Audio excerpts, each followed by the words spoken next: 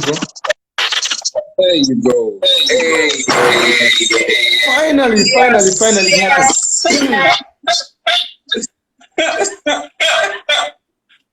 Imagine, like two technical guys having technical problems.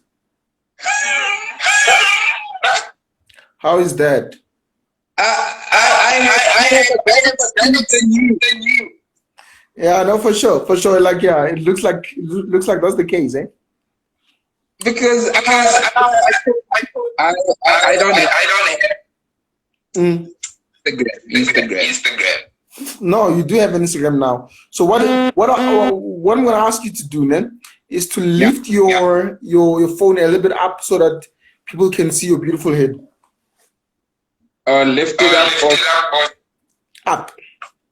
Like for now we say go kudimunyan, so that face out from you know. Am I okay?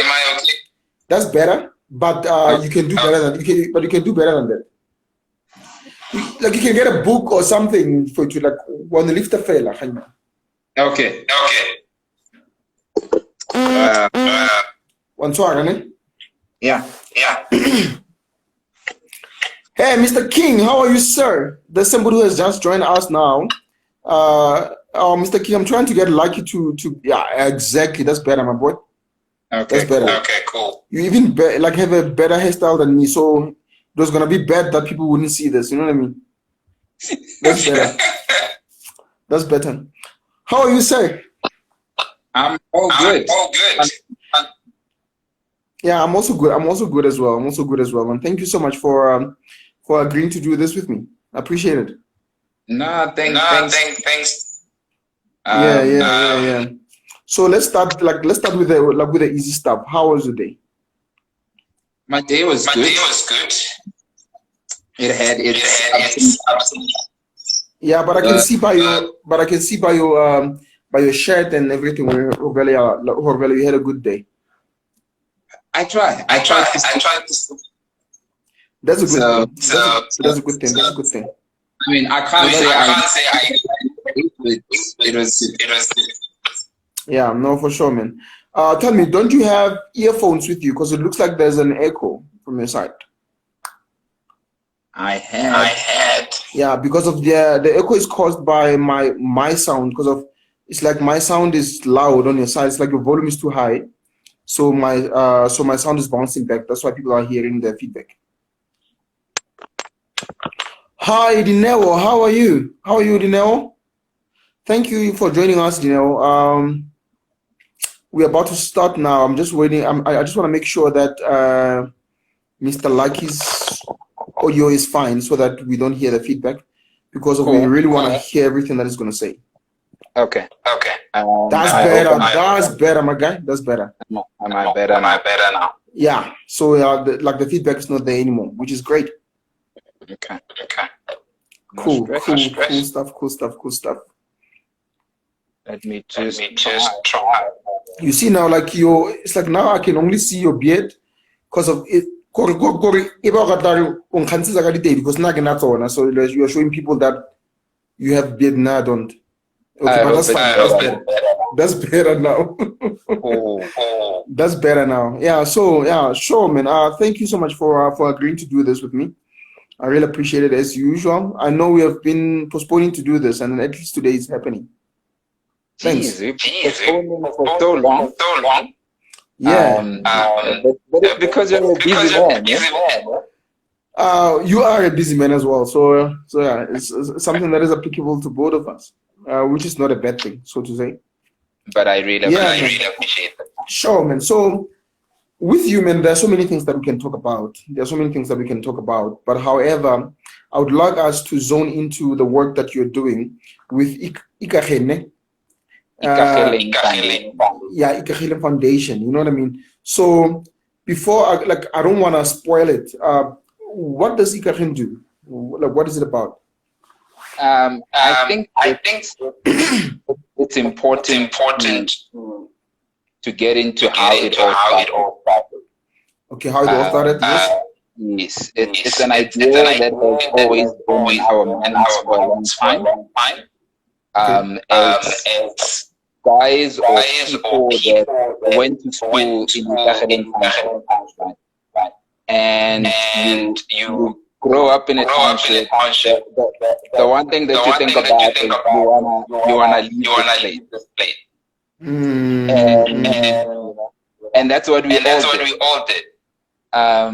So for a few years we were talking about it, and this year we just took action. Wow! And we got a group of, I would like to call them the elites of the township. I'm probably one of the few youngest people in that group. Kind of the elites are those people who was corny. Yeah, give it to all. So I just want to be sure. Yes, so they got together because it's a bunch of lawyers, a bunch of doctors, and not just lawyers or doctors. I mean, we talk about specialists in their own field that you won't even think they come from a township. I see what you mean. I love that. There were, always older than me. They're my uncles, they're my brothers. So there's always in their minds that we want to do this, but they never got to it until this year. Okay, I see what you mean. And then I assume you are the youngster of the team, right? Yeah, I'm proud. I think that's why I'm here. Yeah, but yeah. I get it for the Lipungas to another sister Tata Sisu Masokani. That's so you could have explained it better. Yeah, exactly. And then in Pedi they say that Matlakwa Matala I mafia. So meaning that like the reeds when they grow, like when the young reeds are coming up, so the older ones, because of their dying out, what they do is that they lean against the smaller ones because of their stronger. Exactly, and that's exactly what is happening. You know what I mean? And then I believe that in your foundation, because of there's a mixture of age, like there's a diversity of age. That's very beautiful because the young ones, they have the legs, and then the older ones, they have the experience. You know, and then the experience will give those legs some motive. Some motive or some like a context of why those legs have to be on a move, so to say. You know what I mean? So then that's what I love about that. So that's number one. So you mentioned how it started. So and then what was the intention of the founders? Like what is it that they were trying? What gaps were they trying to actually bridge in the community? So we looked at our community, and like any other township, I think we have fundamental social issues that in every township. You name things like alcohol abuse. You name things like kids dreaming small because they don't know anyone who has done better than they imagine they can do. There's women abuse. There's just a lot of bad, intangible things that are happening in our township. And we're looking at those issues that we can tackle.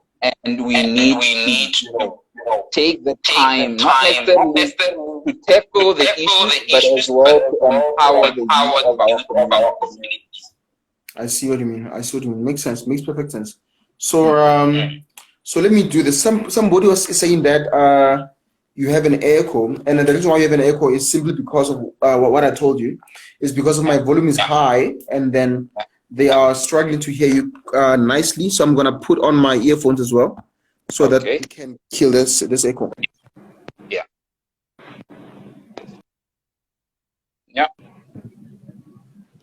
Can you hear me? Yeah, I can hear you. Perfect. Yeah, so there's no echo anymore. Yeah, I can hear that there's no echo anymore. Yeah, so Okay.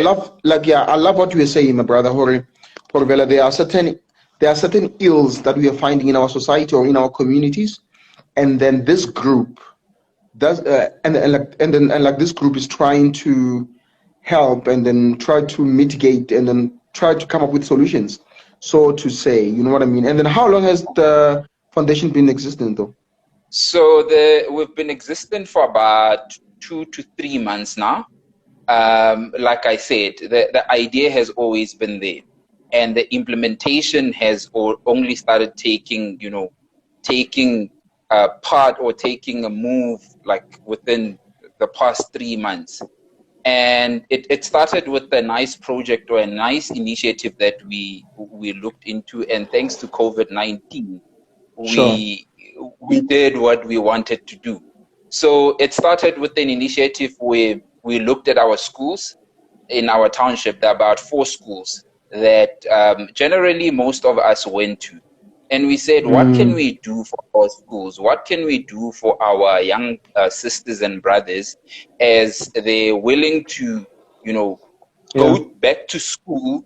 And how can we try by all means to protect them and make sure that they're going back to an environment that's going to be conducive, and they shouldn't think too much about COVID-19 in their lives. And we said, okay, let's come up with an initiative. We bought sanitizers, we bought hand soaps, we bought basically PPEs for all these schools, so that when students go back to school, they'll be able to use these things and be able to protect themselves against the virus. I see what you mean. So beyond, let's say pre and post COVID, pre-COVID, what were the things that the organization was focusing on? So pre-COVID, because we were not an established organization, we had individuals like myself. So I normally go back to my high school and my primary school and do motivational talks twice a year. Yeah. And you've got other people who are part of this group who have been doing their own little initiatives out there. Like they would go for motivational talks, they would donate to the schools at their personal capacity. And we said, let us not do things individually, because as individuals, I realized that we're not achieving the goal. We're just fighting battles. We're just fighting battles. Yeah. We are not winning the war. Hence, we came up with a foundation and consolidated all these great minds with all these great ideas to take our not the schools necessarily, but to take our community further and trying to develop it more. Better. Because of there's power in numbers, eh? There's power in numbers. So it's basic maths, man. It's basic mathematics in a sense that if I'm doing something and then I'm donating 10 rands, so to say, in order for that thing to be 100 rands, then I just need 10 other people to do the same thing. True. You know what I mean? It's basic maths. So if many people are actually doing something fighting a common cause, it means that if they come in their numbers, they will have to do little, not much. But if the fewer we are, a lot we have to do. You know what I mean? It's basic maths, so to say. So it's basic maths. So it's basic maths, and I mean, I can give testimony to that with our first initiative. If you look at the sanitizers and the soaps and the PPEs that we donated to the schools, if I want to be Superman, as Lucky said, I'll take up on this thing. Geez, I wouldn't have done it. Because I ended up doing a recon of what we have bought, what we have spent, and when I add them up all, it was a ridiculous amount of money that I couldn't do it alone. I mean, it was a great achievement to have about 40 to 50 people in a WhatsApp group with the same cause and a same idea, and we managed to raise over 11,000 when Wow. when I reconned everything that Wow. we have bought and the time that we have put into Sure. this initiative. So Wow. I totally agree with you, and I can attest to that. There's Yeah. power in numbers. There's power in numbers. So there's this lady who went to the same torture camp with us, which is University of Pretoria. We were tortured together there. Her name is Mashadi. A wonderful, powerful lady that I know. We knew each other, but we were never really connected then because there was nothing connecting us by then. Obviously, I was not gonna meet with her or ask her anything. And then but now we reconnected. Not that now at Cyber no. It's because of now I'm doing something. I'm doing something that she's doing work and I'm doing some work as well. That made us had to reconnect, so to say. A wonderful lady. So she's saying that she's proud of what we are doing, of which I think is a good thing. Yes, Yeah. no, thanks And a lot. she's saying that she would love to help where she can. And then what she's saying now is something that I wanted to talk to you about like how do we make this sustainable, number one. Number two, how do we are the doors of Ikageleng Foundation open for people to come contribute what they can contribute to the foundation? So how are we gonna keep this sustainable? we created a board of very like-minded people, very intelligent and very future-driven people. And I was fortunate enough to be one of the people to be chosen as or elected as a secretary general of the organization. And you look at people who are leading me, because I'm the youngest. I don't know anything about being a board member of an organization. I look at these people that I'm working with, and I'm trying to leverage from their experiences, and I come with a little bit of knowledge that I have as well. And one of the ways to keep this sustainable is we having a board of very equal genders. We have females and males, equal power, equal opinions, and we are driving this together. So you are leveraging the diversity of the members. Of the members. So we created a board that has 3 ladies and 3 gentlemen, and we deal with issues not as they come, but as we know them, and we try to solve them, not in one go. So we have a list of projects or initiatives that we want to push, but we want to push them in a way that even next year when a new board comes through, we still have the same ideas. We have the same ideas. That there's a progression of things to be implemented. Yeah, exactly. Yes. So we're doing that, and we're taking projects as long-term projects. We're not doing a daily thing. We're looking at 5 3-year plans. So that is how we're gonna keep it sustainable. And I love that. That's in terms of an ideology. That is in terms of strategy, with finances included, right? And is everybody welcome to chip in? Everybody welcome to help? Yeah, definitely. And then how would they go about supporting you? Is there any email that they can go to? Is there a page on any social media platforms that they can follow? What's the process there? So the process at the moment is we are creating our footprints online now, and that is one of a youngster like you with an online knowledge, with an online head. So without a Twitter account, without a Twitter account. Hey, I learn from people like you.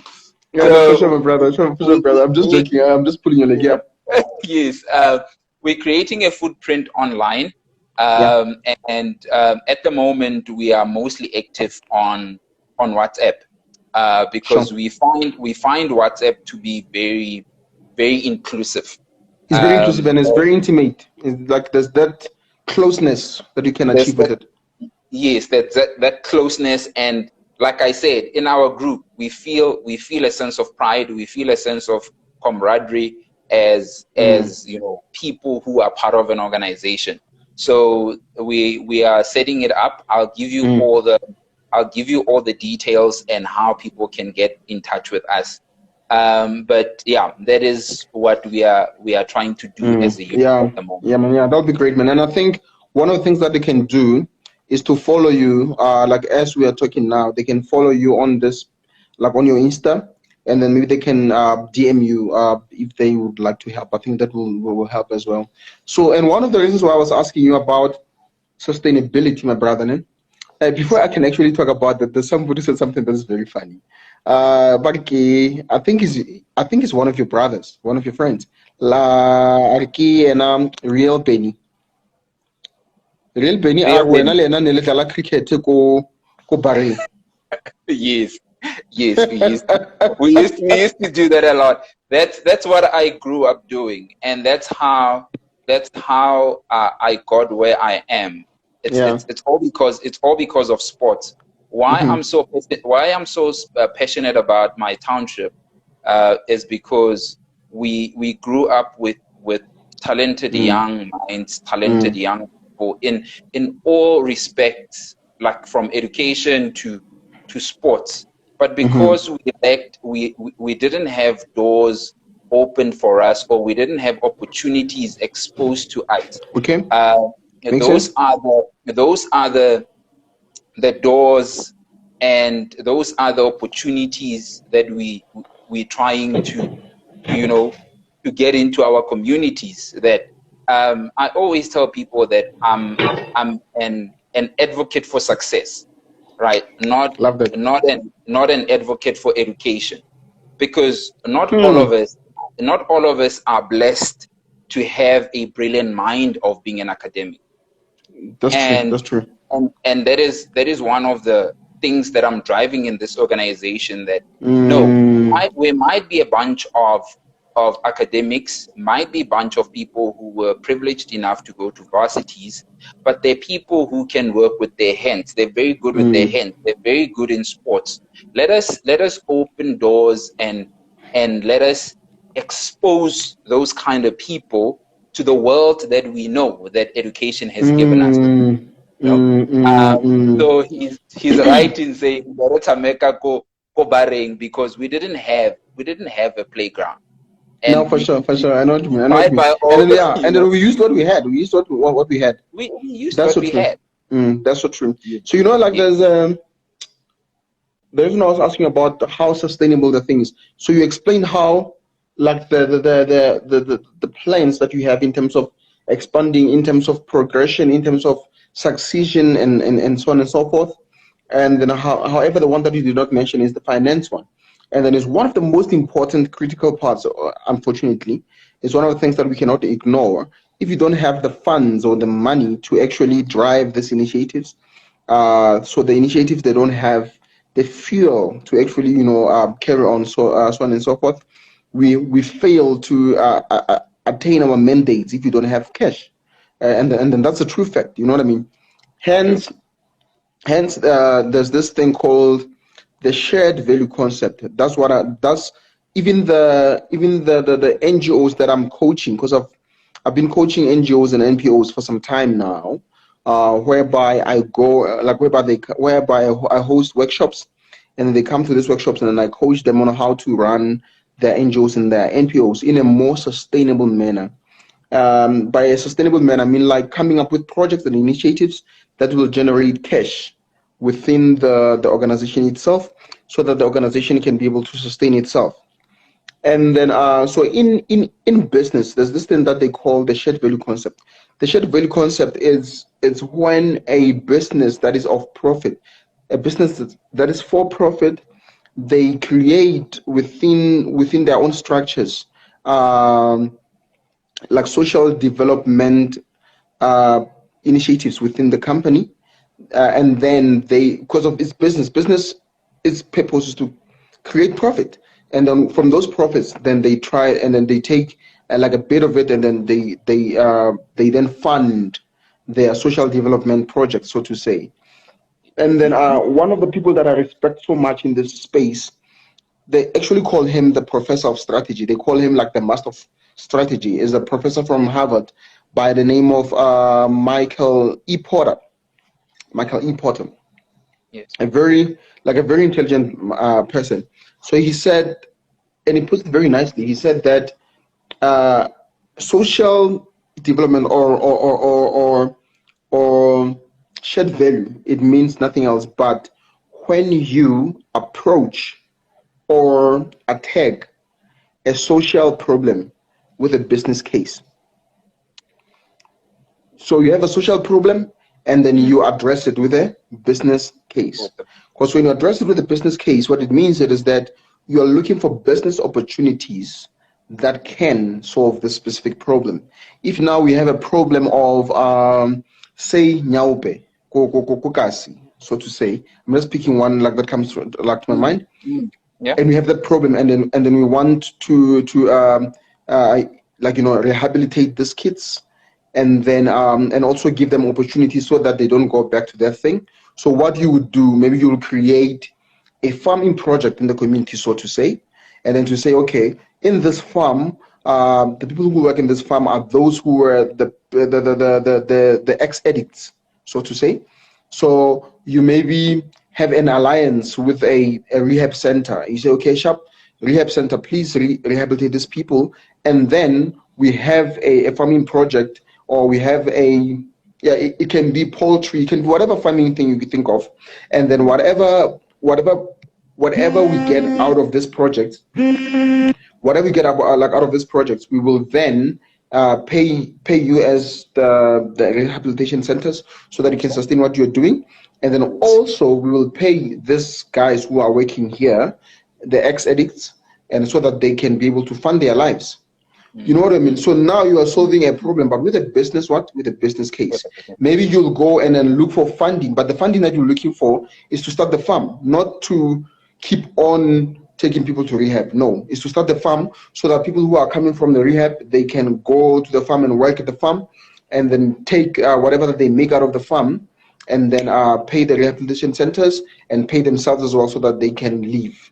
And in that way, you've created a sustainable way of doing it. So that's what we mean by addressing a social problem with a business case. So, which I think is one of the things that Ikageleng can start to do more of. You know what I mean? Like, look for all these low-hanging fruits. Like, for instance, like you just mentioned now, that in your group you have a diversity of people like yourself. You are a professional. You are one of the best system analysts that I know. So, which means you are involved with business. You are working with corporate. You know people who are powerful. You know people who are in different industries who can actually fund business ideas that are for solving problems that we have in communities. And that's one of the things that I've seen working like quite well, so to say. Yes. Yeah. So I totally understand what you're saying, and I would like to say it's one of the things that we are looking into as an organization. Yeah. Sure. We as organization, we said should cash be the drive, and we said let us find passion in ourselves first to do this. And mind you, like I said, our first project was self-funded, and now because we have what we can present to the financial world out there, when we go hunt for funding, we have on, you know, at our own capacity, in our own capacity to fund. And I totally agree with you when you say that, because I love that. Those are the ideas that we want to bring into our communities, because we have dilapidated buildings that can be used. We have stadiums that can be used to raise funds through arts and culture. Yeah. You see, you know, that's dope, man. Like I love like I love how you're thinking, man. Like it's a good thing that they have this young man on their board. You know what I mean? Yeah. No, for sure. With that, yeah. No, yes. no. So those are the what can I say? Self-funding or financial backing that we are looking at as well. Using what, like I said, in townships we use what we have to make means out of it, and we have structures that are dilapidated. We have like small little plots that were previously used as farms that we want to utilize. We have things like, I mean, it's said to be in a township and you don't have a bakery. Those are the little things that we're looking at. And speaking very important things that we need, very important things that we need. And talents are wasted in our townships because you have a drug like, for instance, like Nyaope, whereas we could have done something as an organization to uplift these boys, get them into farming, get them into, and these are knowledgeable, wise, naturally gifted people who can run these with their eyes closed. And those are the things that we are trying to unlock in their minds and in their hearts, and to push these projects so that they can make a living out of them. I love that, man. And the one thing that I appreciate about what Ikageleng is doing is that I remember somebody asking me, like, one of the things that I teach in my workshops about, like, when we coach social development initiatives, NGOs and NPOs, is this thing of exposure. They'll be like, we want exposure, man. Can you hook us up with some radio, with some TV, with some newspapers, people that in those spaces and stuff? I'm like, no, it's okay. We can do that. That's fine. But here's the thing. You must make sure that you do something first. And that's what Ikageleng has done. You know what I mean? Like, you have proven yourselves that you are doing something already.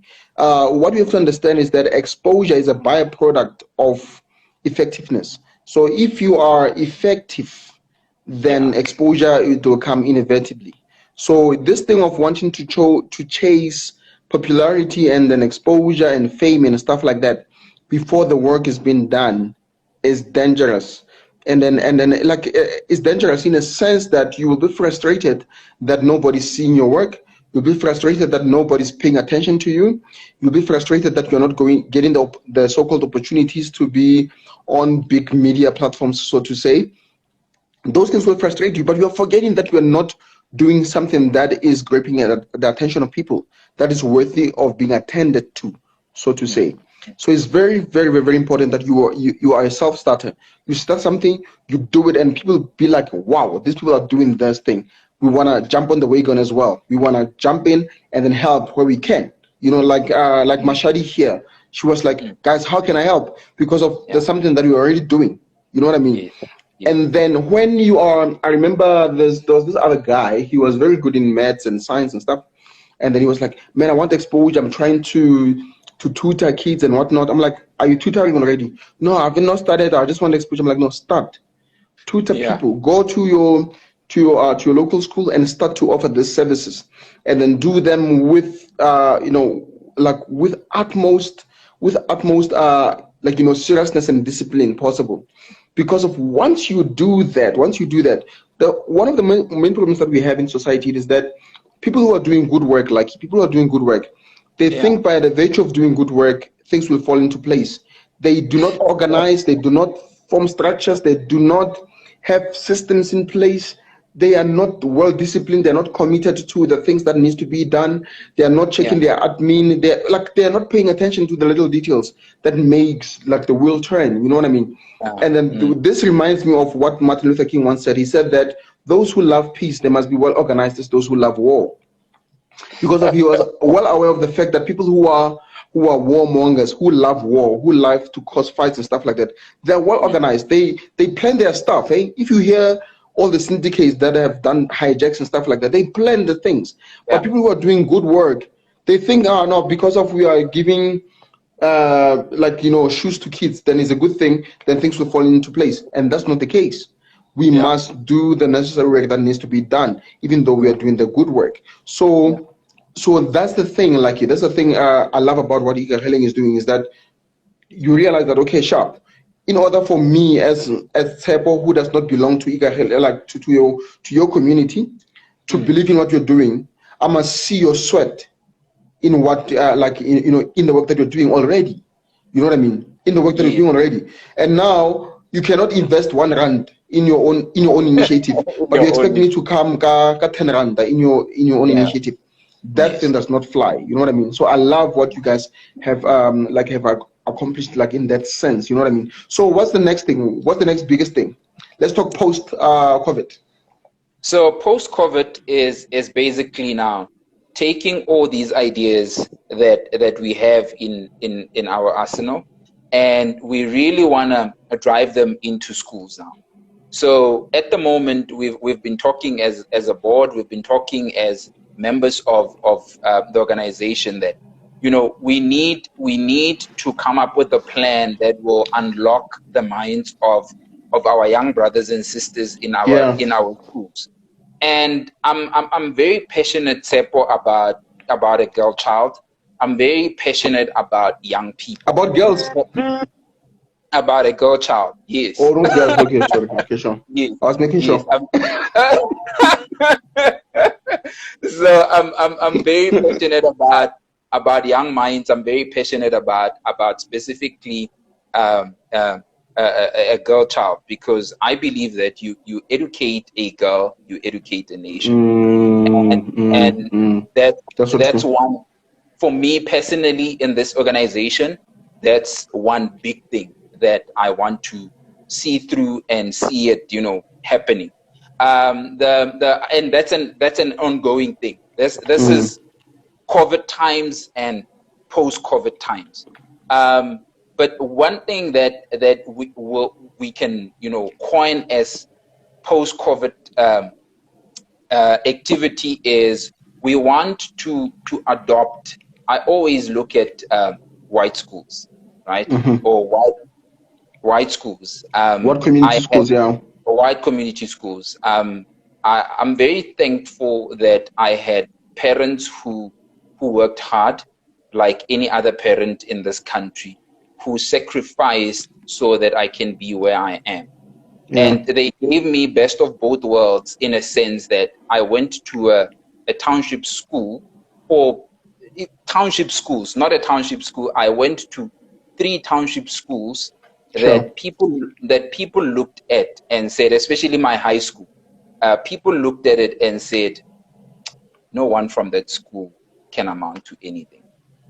And you know, it's the mindset that we not necessarily have in schools, but we have in communities, right? In saying that,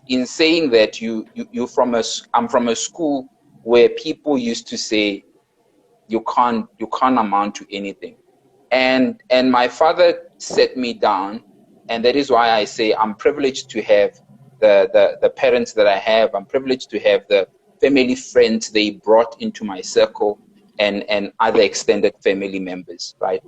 So he sits me down and says, we can take you, we afford, and we can take you to any school that you want. But if as a person you are not determined and you are not willing to be anything in this world, we're gonna waste our money, and you're gonna go to the most expensive school in the world. Right. No, thanks, my brother. Thanks, my brother, for that. And I took that to heart, and I said, I'm going to the school and I can make something out of it. But on hindsight right now, when you look at our schools in townships, we need a mindset change, like totally mindset change. And that's the project that we're gonna now embark on when all kids are going back to school. So we want to adopt a lifestyle in our schools where we are taking entry level, grade 8. Most high schools starts kama grade 8. So we take my grade 8 and we train them to be responsible. We train them to be goal-driven. We train them to think like CEOs of the country, to think like presidents of the world, and that is what we are that is the drive that we are taking. We adopt them when they get into high school, where we can still mold them. They're still wet enough to be molded. And we teach them a lifestyle to say, look at life in this way. By the time they get to grade 12, I tell you, Tsepo, the mindset of the whole school is already been here. It has already been changed. When a grade 8 student who's a junior looks at their senior and say, "Flip, I want to be like that person. Look at him." And I don't like this thing. We play catch up, one. So because we are playing catch up, and then that's not really good for us. You know what I mean? And then there's this gentleman that I respect as well. Was one of my coaches. So he said that man, this was like he put it so beautifully. He said that every successful person or every successful child, he had one caring adult in his life. True. He had at least one caring adult in his life, every successful person. Yeah. And that blew my mind. You know what I mean? And then he said every child is again one less caring adult away from being a statistic, you know. So so because of it's easier to be a statistic if you don't have like at least one caring adult in your life. The one who will hold your hand and say, "My boy, don't worry, these things happen, you'll be fine." You know what I mean? Like we had that in our lives. Now for now it was my priests go get again, my teachers go skolong, the coaches are go bolong and whatnot. You know what I mean? And then there was something that they were inculcating like in our minds. You know what I mean? And then if you can be that to as many kids as possible, my guy, like we're gonna win. Remember what Oliver Tambo once said? He said that a country or a nation that does not care about its youth, it does not deserve its future. Exactly. So you know what I mean? That is to add on what you just said. It's what was the driving force behind what I used to, or what I'm still doing with motivational speaking. I've realized that I was fortunate, and I'll use the word favor. I was favored to have, parents that I have. But other than that, my parents could only do so much. That is one of the reasons why I say I love my township. It's a small township. I love my town. It's a small town. But what the person that I am today, it's all because of the township I'm from, because I had, every street corner there was a parent that was caring, and there was a parent that was willing to guide me. And I was fortunate in that sense, and I was favored in that sense. And right now, with the way things are set up in our townships, we lack those. And we should try by all means to go back to our communities. I always tell people that are from townships that, yo, ga ke batle gore ke tsamaye in my township a be ke tshoga gore ba tla ntshwara po. Mo go letseng teng, like imagine. Mo go letseng teng. And somebody said, "Why are you saying that?" And I said, it's easy for these kids to just be led astray. To fall into that category. And you look at yourself in the mirror and say, I had all the resources in the world to make my township a better place, make a difference. And for me, Tsepo, that light was made bigger because I was speaking to a Nyaupe addict that I went to school with. And this guy said, you know what, Lucky, you guys are always complaining about our township that, our township this, our township that, all negative things. But you forget that these things are created by you.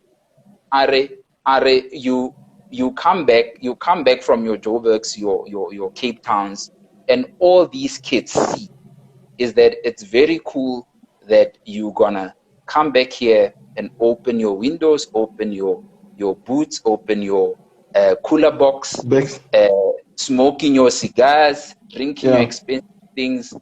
Ujabana.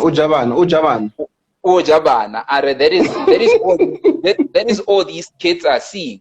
They don't know what Lucky went to school here. Lucky is actually working hard to be enjoying the fruits. So he was saying, like, go back and show them what's possible. I love that. Go back and show them what's possible. Yeah. Exactly. Because I remember telling someone, somebody was telling me, why would you go to a community, like say somewhere deep in Limpopo, where you find people like living in very dilapidated like conditions, so to say, but those people, they find themselves fine. They don't have a problem with like walking like 20 kilometers or whatsoever to like from their house to the shops and back. You know what I mean? I'm like, no, like, here's the thing. What if you realize it is that once the mind is introduced to the idea that things can be better or there's a better way, the mind will never rest until it actually like grabs that thing or it is in a position of that thing. You know what I mean? So what you're doing with these kids, like when you come and show them that there is a better, there is a better alternative, and then like their mind will not rest, because if you introduce to them that it's really possible, somebody who grew up in the same environment that I come from, that thing is very powerful. People don't think is like, that thing is very, very, very powerful. That's what, like, that worked for me, like, anyway. So before I can get your closing remarks, because of we're gonna end at 8, I would like you to answer a question here. How do you gain like good muscles to say no to the funders? So give you an example. Would you say yes or no to an alcohol brand funder? Personally, since I don't smoke, I don't drink. If I was, you know, a leader who is not democratic, I would definitely say I would be skeptical about it. But why can't we use what we deem as bad money to do good and convert it? I would definitely take up the challenge, rise to the occasion, but with my clear intentions and clear plan of how to go about it. Don't get someone funding you to mess up your brand. I see what you mean.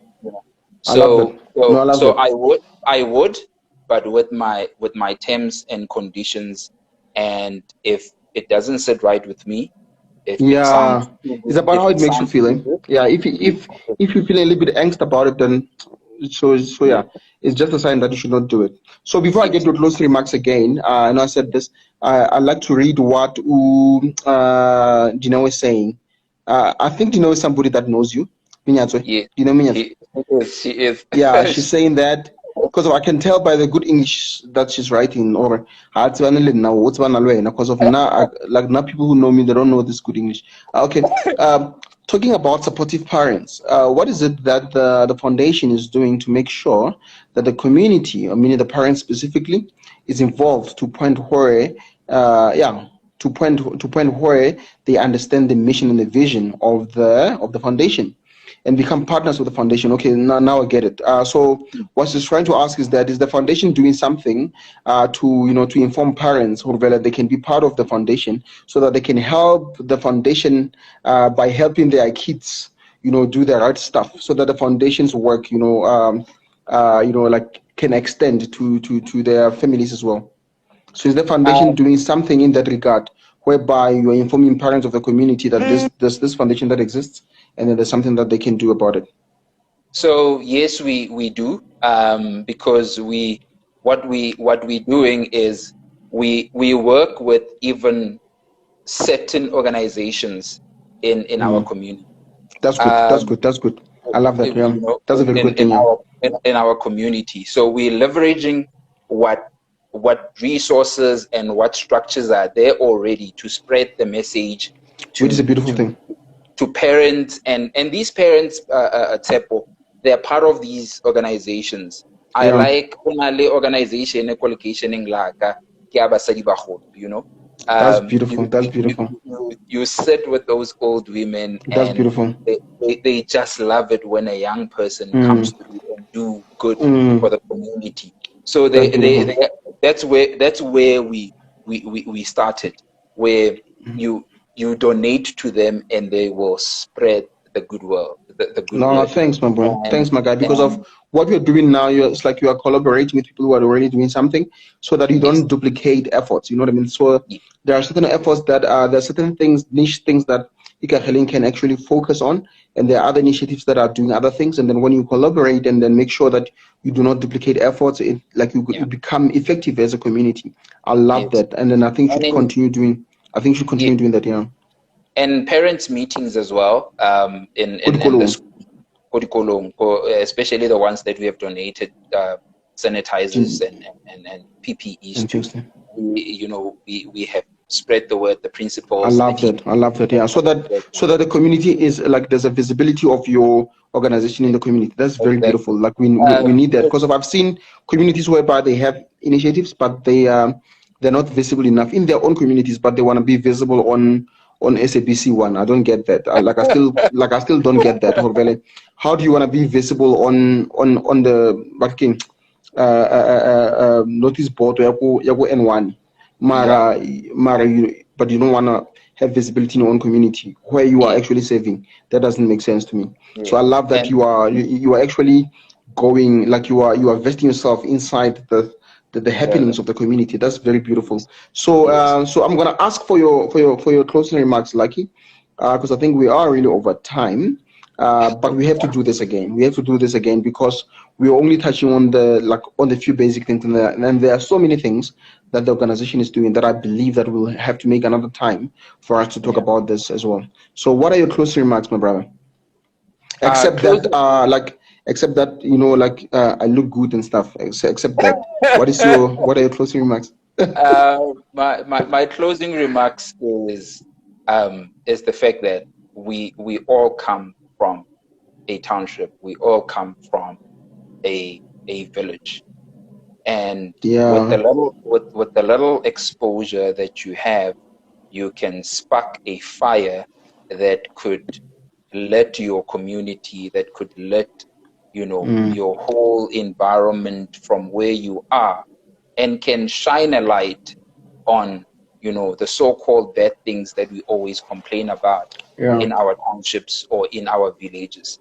So to close this, I would like to encourage everyone who has something to contribute. It does not have to be money. I always tell people, they look at me and they say, and I always say, money should not be the driving factor in this, but your time and your effort. That's it. And for sure.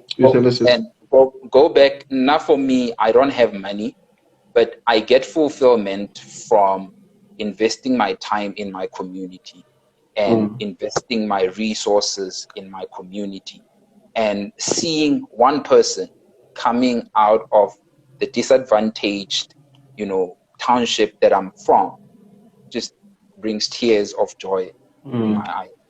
And that's all I would like to say right now. No, thanks, man. I love that. So even for me, in closing, please don't forget to save this life, because of you are the one who we are doing it from your side. So when it ends, I get it over option delete. Don't go for that option. There's another option that says save this to your IGTV. Please use that option. And then so that and then I will pull it from your IG so that people can have it. So thank you so much, man, for doing this. And then me in closing, all I can say is that so there's somewhere we come from, and then there's something that we can do, and wherever you are, with whatever that you have, that thing that you have, whatever it is, no matter how small you might think it is everything to someone. To someone, it's everything. So then, so you must make that contribution. Yeah. Much love, my brother. Have a beautiful one. Tapana, save this thing. If you don't save this, man, I'm gonna kill you. Thanks a lot. I really appreciate it. Cheers, my brother. Taking this moment to say thank you to people who follow you for their ears and, you know, just to listen to a simple person like me. Cool, man. I mean, you know, you deal with big guns. Thanks a lot. I deal with people with suits and stuff like that, like yourself. Thank you. And thanks to everyone who joined. Thank you. Thank you so much, guys. Cheers, bye. Bye.